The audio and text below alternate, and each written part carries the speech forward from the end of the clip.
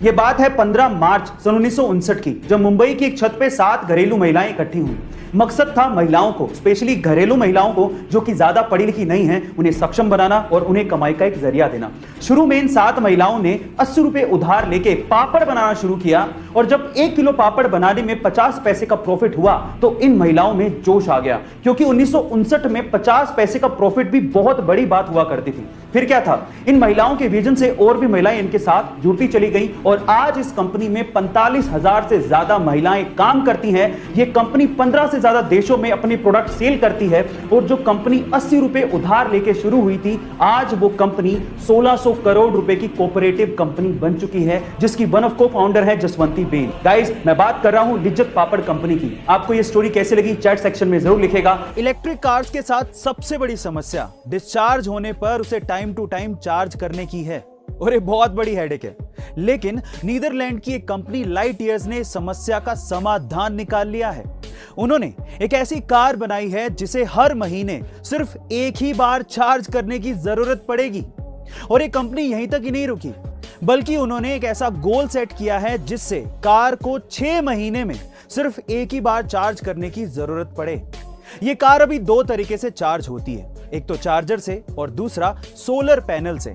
कुछ एक्सपर्ट्स का तो ये भी दावा है कि ये कार अपने बेहतरीन फीचर्स के कारण बहुत ही जल्द टेस्ला कार को भी पीछे छोड़ देगी। गाइस, क्या आपको ये लगता है कि लाइट ईयर्स की ये कार एलोन मस्क की टेस्ला कार को पीछे छोड़ पाएगी? कमेंट सेक्शन में जरूर लिखेगा। कभी कभार छोटी सी चीज को लेके घरों में पार्टनर्स या फिर पति पत्नी के बीच में झगड़ा शुरू हो जाता है।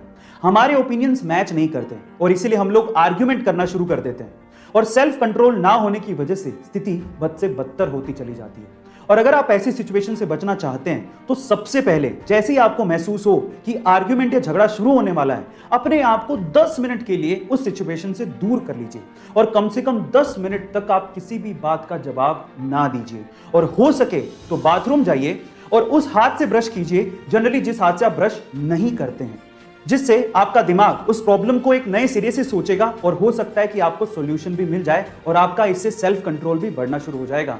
गाइस, एक बार आजमा के देखिए, ये मेरा ट्रिक है। गाइस, इंग्लिश में कुछ वर्ड्स ऐसे हैं जिनको बोलने से पहले उनके रूल्स को बड़े ध्यान से देखिएगा, आपको बहुत काम आएंगे। नंबर 1, अगर किसी वर्ड में जी से पहले डी आए तो उसमें डी साइलेंट रहता है, जैसे कि ब्रिज, जज, नॉलेज।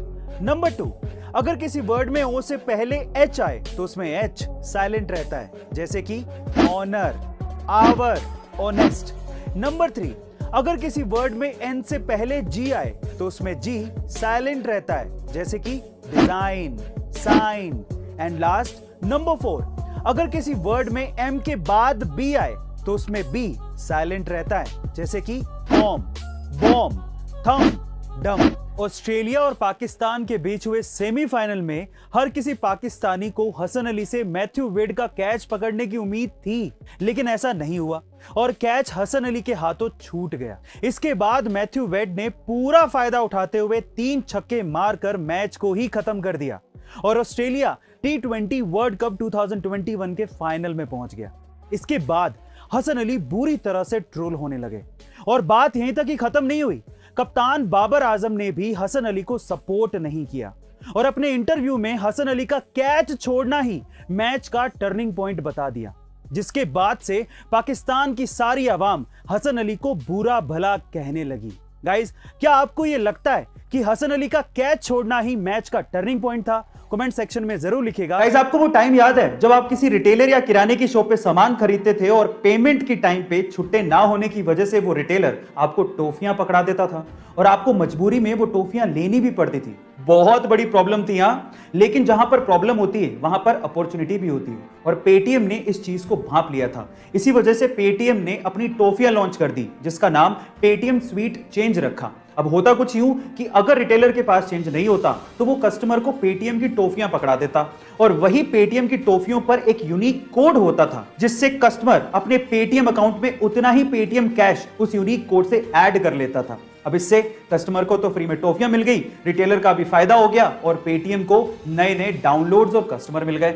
आपको ये आइडिया कैसा लगा चैट सेक्शन में जरूर लिखिएगा। और गाइस, आजकल बालों के झड़ने और गंजेपन की समस्या से बहुत से लोग परेशान हैं और इसी वजह से इस समस्या का समाधान हमारे शोधकर्ता ढूंढने में लगे हैं।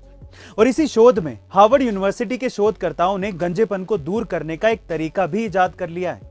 उन्होंने GAS6 नाम के एक प्रोटीन की पहचान की है जो कि बालों की ग्रोथ को बढ़ावा देता है। उन्होंने शोध में यह पाया कि यह प्रोटीन बालों को झड़ने से रोकता है और नए बालों को उगने में मदद करता है।